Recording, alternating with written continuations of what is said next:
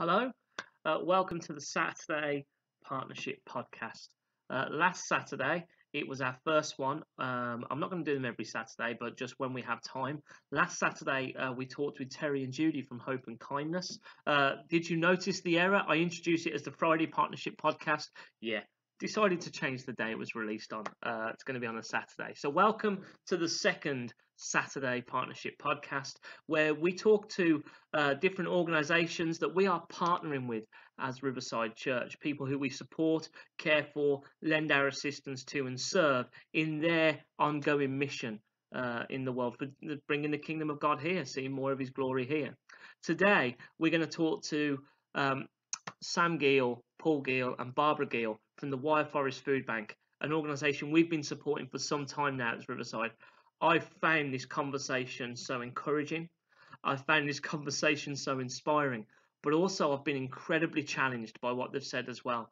And I really hope this is a time of real encouragement, inspiration and challenge for all of us. So please sit back, get yourself a cup of tea and enjoy today's Saturday Partnership Podcast. So hello, welcome to the Saturday Partnership Podcast, and as you can see, we've got Sam Gill, we've got Paul and Barbara Gill from, well, I was going to say French Food Bank, but you'll know it's the Wyre Forest Foodbank now. I've seen all the rebranding. Folk from Riverside, a lot of our food that you donate goes to support the Wyre Forest Foodbank, so we want to thank you for that. But I'm hearing such great stories, I figured instead of me hearing them, it'd be great for you to hear them. So tell us a bit about yourselves. Sam, why don't you go first, and then Paul and Barbara tell us a bit about yourselves before we get into it. So Sam. Cracking, yeah. My name's Sam. I'm the minister at French Community Church. And our passion at French Community Church is to build community and keep it strong, to let people receive a blessing from God and a blessing from Jesus, and to just equip and empower people to go out into the community and to pass that on, to pass that same message on well, we hope they're passing the message on of Jesus, but even if they're just passing a message on of his goodness and his kingdom, then really we've ticked a box there. So yeah, it's an absolute pleasure to be here with Riverside, my church that I grew up in as well. And so thanks Steve for having us, and thank you guys for watching as well. I appreciate that. No worries. Thank you, Sam. Paul, Barbara, tell us a bit about yourselves. You're going to go first. Well, I think it would be good to sort of see where the food bank started from, really. And it started 10 years ago with two very special people that started it off, Mel and Jill. And they had a vision from God that to provide food for people that needed it. And I mean, at that time, if they gave out 10 parcels a week, they thought that was absolutely amazing. And then, unfortunately, 5 years ago, Mel started with Alzheimer's, so just couldn't do it. So I was asked if I'd sort of take over, and it slowly built from there, really. And 5 years ago, I took over, and it's just been an almost pleasure to work with the food bank and to see people and to show people the love of Jesus, which is what we want to do through this. And we want to show them practically in so many ways that we can.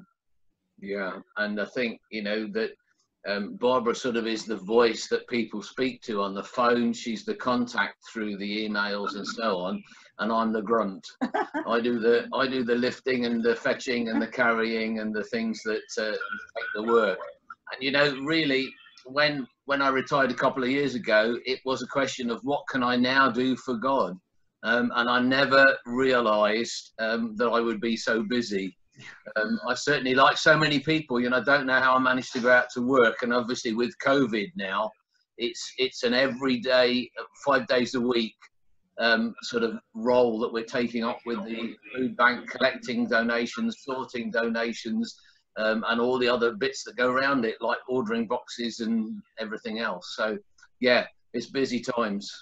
You can retire from work, but you can't retire from being a Christian and serving the community. That's one thing that just keeps us going. No. There's always something else, isn't there? That's right. Yeah. Yes. Yeah. I mean, Paul, you said Barbara was doing a lot of the phones and almost fronting a lot of what's going on with Wyre Forest Foodbank. Barbara, why don't you tell us what has the food bank been like during lockdown? Chaos.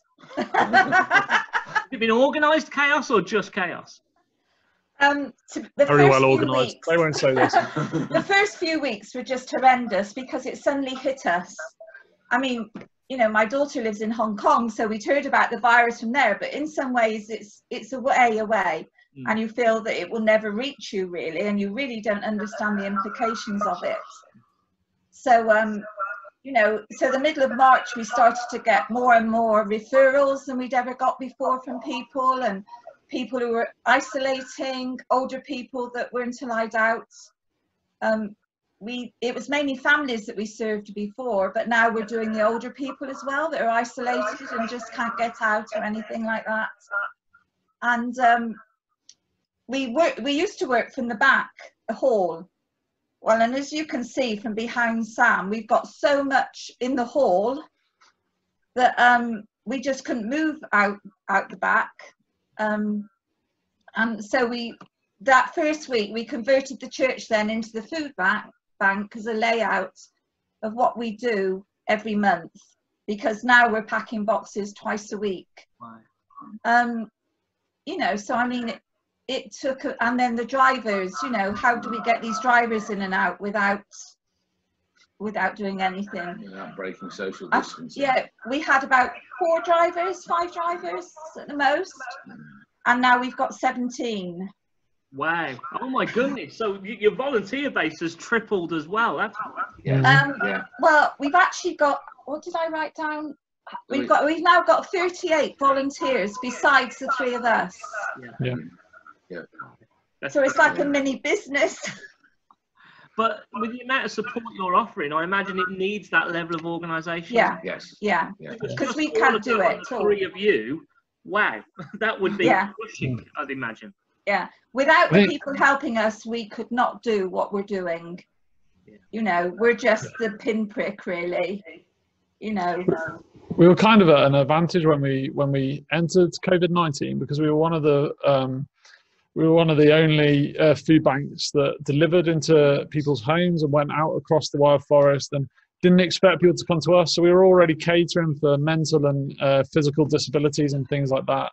But obviously, once social distancing came in, this almost became the only way food banks could operate, really. And so we were blessed with all that background and the amazing skills of these guys that just, you know, pour their heart and energy into everything they do and make sure everything is under all GDPR and protected protocols and things like that, but also just making sure that people are being fed in our community as well, really. And yeah, we've gone from, you know, delivering 150 max a month to almost hitting that every week now at the moment. So they're doing amazing.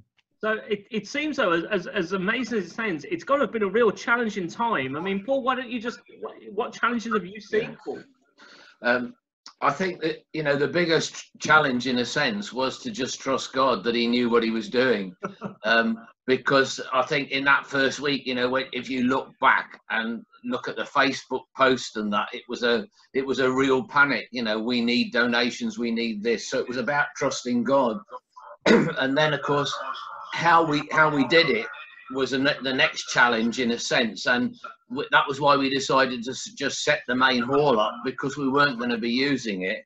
But you know, even that is sort of it's evolved, shall we say, because you know, at first we still had cereals out the back and we were crisscrossing each other and things like that, and now we've got it all in the main hall and we're using the side doors. And actually the side doors came in because we had that first sort of shower of rain that was threatened, and we said, how are we going to do this? Because we'd been setting everybody up outside.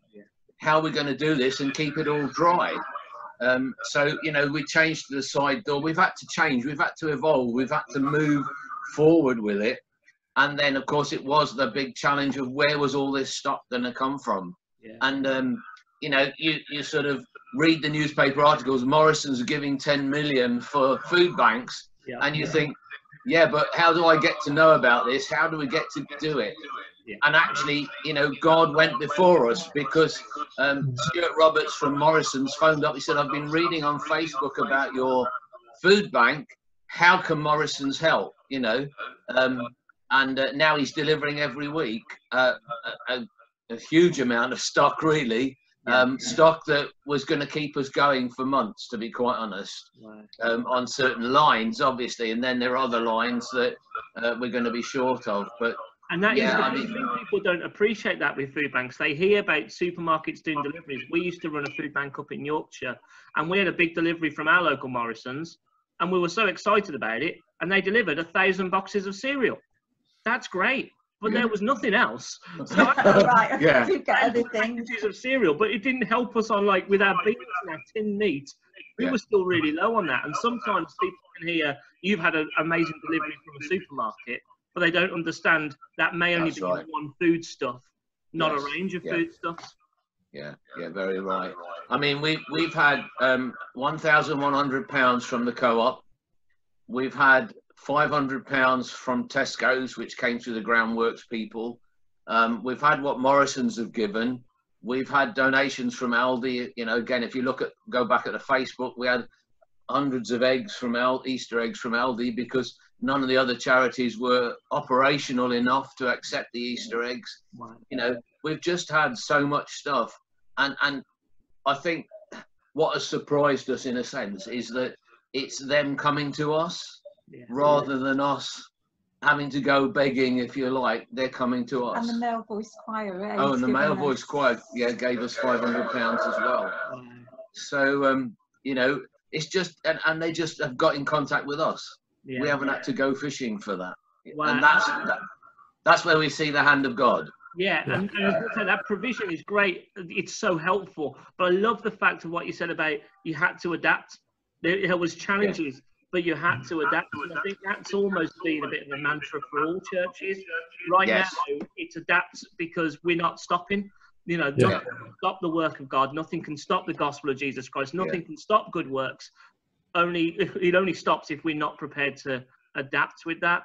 And I think the challenges comes of now lockdown's easing, but there's still so many different things in place. We will continue to adapt as well. I mean, looking at the room behind Sam, and say that's your main hall.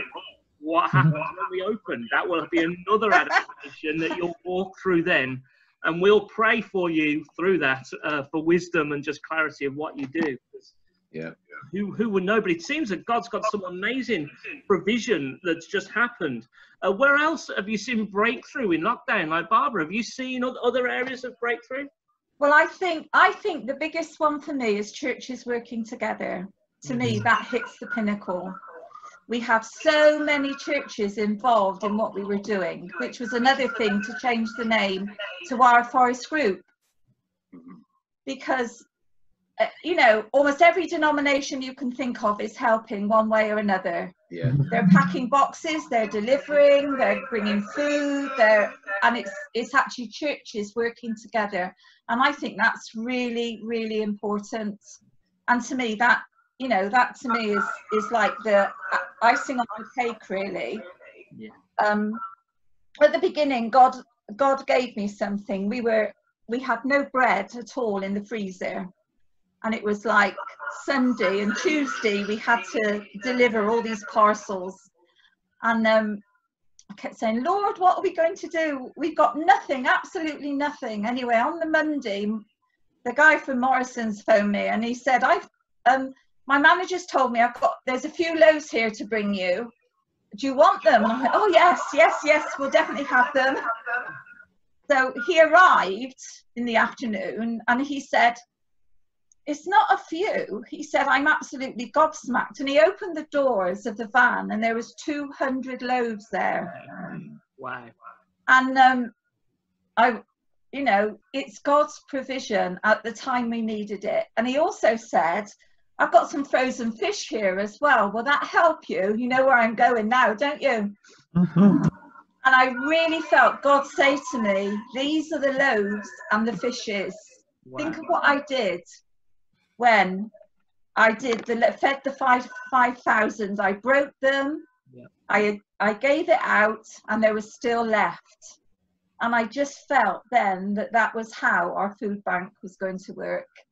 With the loaves and the fishes. I really felt that was God talking about it in that way. And I kid you not. And you've got the word there of God matching the reality of your life. I know. match the word as a reality, but literally I know. just experience. That's just not a coincidence, is it? And every time we have like hands, like every time we have gone, Yeah. what are we going to do about this?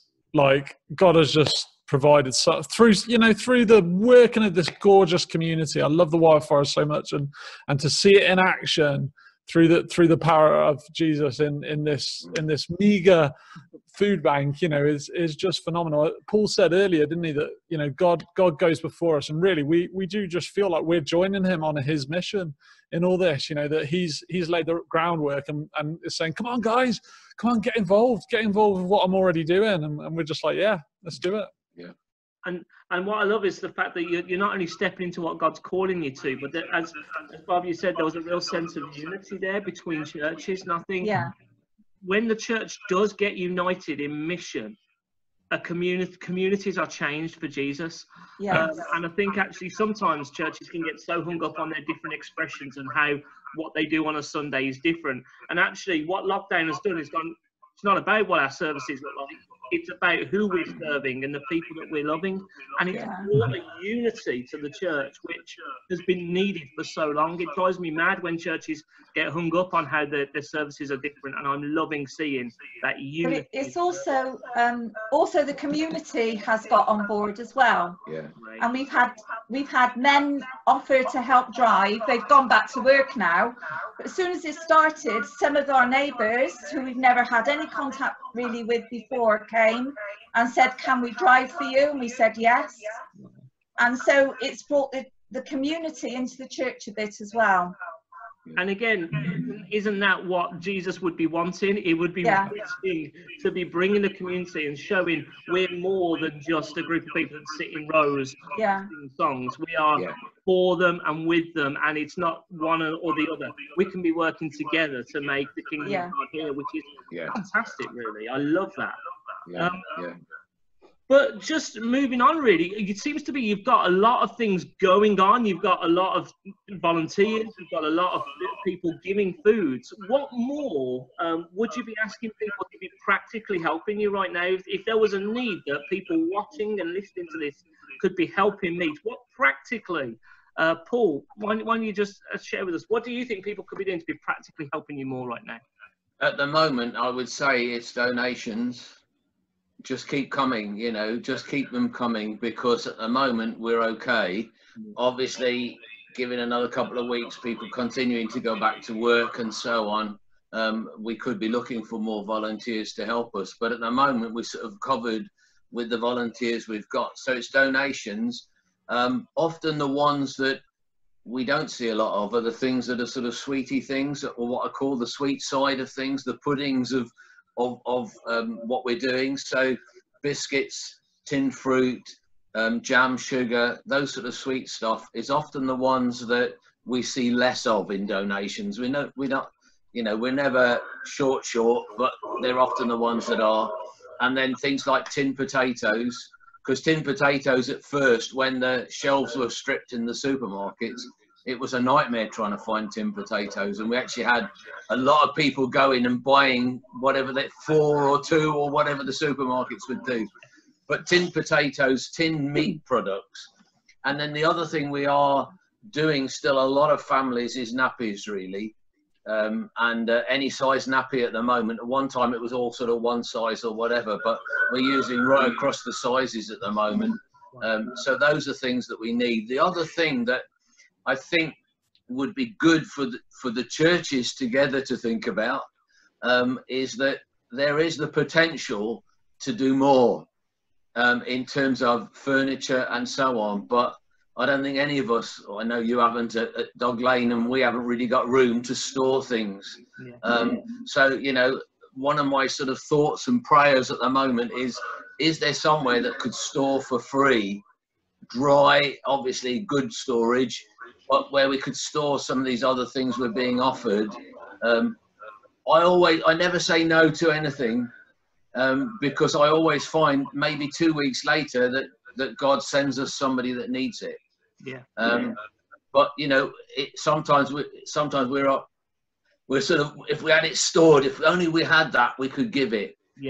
sort of thing. So that's sort of one of the other things, really. And I don't think people realise the power of storage. One of the things that really helped us in Yorkshire with our food bank was we struggled with storage, and then out of the blue, local council said, "How about we buy for you 2 metal shipping containers?" And it was phenomenal. And then but we had nowhere to put them, and the local Methodist church said, "Our car park's massive, so these 2 metal shipping containers went down onto the Methodist car park. We built shelving, and suddenly the doors opened for us to be able to support so much more, because we could receive so much more. So that's something I'll take to Bewdley churches together, definitely. But want to put that, anyone listening, what can we do with that? I also want to back you up with what you said about just giving of food and donations. My fear is, as lockdown eases and people go back to work, people just start to go, "Oh, well, no one needs help anymore." And actually, that's not the case. And we need to be keeping up that level of donation, because there is still great need out there. There's great financial difficulty. Some people aren't going back to work.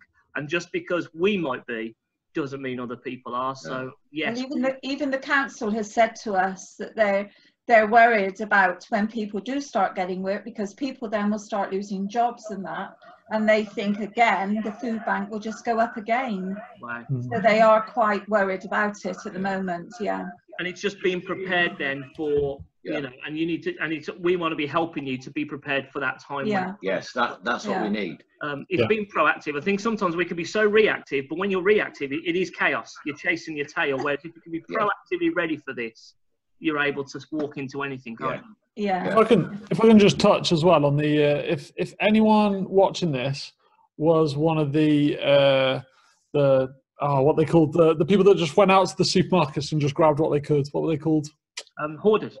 Hoarders. Yeah, you know, hoarders. You know, if you were one of those people, right, you'd have probably got slated at the time. But I just want to bless you right now, because there was this guy in the Bible called Joseph who actually put all this stuff away so that he could feed his community around him. And so I just want to say to you, if you're watching this, you know, maybe you're the Joseph of this time and you've got loads of stuff in your cupboards that you're really not going to get through. You know, bring it here and use it to feed the community around you as well, and bless others for taking advantage of, you know, trying to bless yourself as well. Hey. I've loved the number of people who have found themselves on the government list of foods, but also their family's been buying food for them, but they can't stop the government providing food. So actually, they're dropping the food off with us to pass on to you as well, because they don't want it to go to waste. And I think that's brilliant. If they're not going to use it, let's get it out to people that will. Well, I've just been to one this morning to pick up some, and she said, "He left me 2 boxes this time." And I said to him, "Are you sure I've got 2 boxes?" And he said, "Well, that's what my list says, so you're having them." So she's passed them on to us. Brilliant. Hello. And that is the thing, it is just that being open-handed. I don't need this, but someone else does. And I want to encourage that keeps happening. And the other thing, Steve, is there is nothing that we cannot use. No, okay. You know, one way or another, somebody will have it. Oh, the pots and pans. Pots and pans. Yeah, a lady came. She said to Sam, "Can I bring you some pots and pans?" And that's one of my instances where I never say no, and I'm teaching him to not say no as well. And, basically, you know, they came, and then we had a family that have been moved from out of area into a flat with nothing, and we were able to give them pots and pans to cook their food, you know. There you go. Yeah. So everyone listening, whatever, they'll take it. Okay. But I'm assuming that doesn't count for in-laws. No. We've got enough of them. So Sam, why don't you tell us, what can we be praying for you, for the food bank, and any advice, Sam, that you want to be giving people at this time of just anyone watching this? Okay, cool. Yeah, I know we should be saying, like, pray for the food bank and all those things, but as we've kind of been relaying this testimony to you, you know, the 3 of us, we know God is in this, and we are just trying to join him on his mission. So my personal request for all of us watching this and tuning in to be praying for right now at this time as a revival in the Wyre Forest is for God to just come And in the way he has blessed us, you know, blessing the streets, blessing the community, you know, like wakening up the community to the glory of God, to the passion of Jesus, to everything around us. And I reckon if we are all praying for this, you know, it starts with prayer, guys. And if we are all praying for revival to happen, it will happen. We are going to see a turnaround in the Wyre Forest. I've got a fervent belief that this is going to be Jesus's country again. You know, this is going to be Jesus's community again. And so I want to, like, don't just pray for us. Pray for us all. Pray for us all to rise to this awakening that God has you know, given us. And pray for yourself as well. Pray for yourself to be bold, to have a tongue that is literally on fire, where you want to be speaking out Jesus in everything that we have done, because that is the best way to follow him, to go and talk about him and tell him of the wonders that he has done, like we've had the great opportunity to do now, and tell him of the wonders that he has done in the food bank. Like, tell him of the wonders that he has done in your life. Don't tell me he hasn't. I know he has. Like, tell everyone of the wonders that we have done. Wow. And so my advice is, you know, like, you don't need to tell you to keep safe. The government is doing that.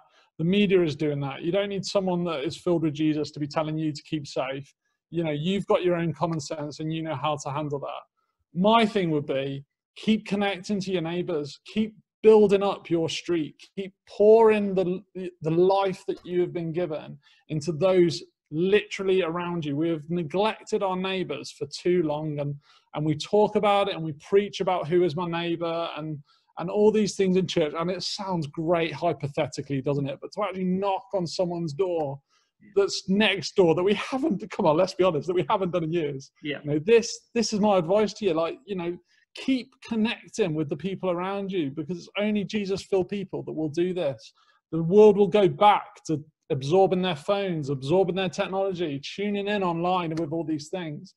It's going to be Jesus-filled people that are still connecting to their neighborhood. And also my second caveat would be, you know, think about the things that are going to happen after we all start going back to work. Think about the job loss. Think about the vulnerable families that have now been in isolation for, you know, going longer than most of us have. You know, like, you know, some of these families have now been in isolation for 20-25 weeks. You know, think about the poverty that we're going to have, and those that are mentally unwell as well. Like, let's hold out. Let's really get the Spirit to show us people whose lives have been hidden for so long as well. And yeah, my challenge to everyone is, what is God calling to you to right now, where you are in your neighborhood, and how can you live in a Christ-like way? Yeah. Wow, inspiring. I challenge anyone to have not been listening for the last 25 minutes and not be challenged, encouraged and inspired by the three of you. So I just want to say from here at Riverside, thank you to the three of you for what you do, not only for France, but for the people of the Wyre Forest, not only with the way you practically serve, but the way you do bring Jesus to their lives. Thank you so much. We do pray for the three of you. We do pray for the food bank and the church, but honestly, you're incredible people. Thank you so much. Thanks, Steve. Thanks, Steve. And thank you for joining us. And yeah, I'll speak to you. You're welcome. Bye. Thank you. Bye.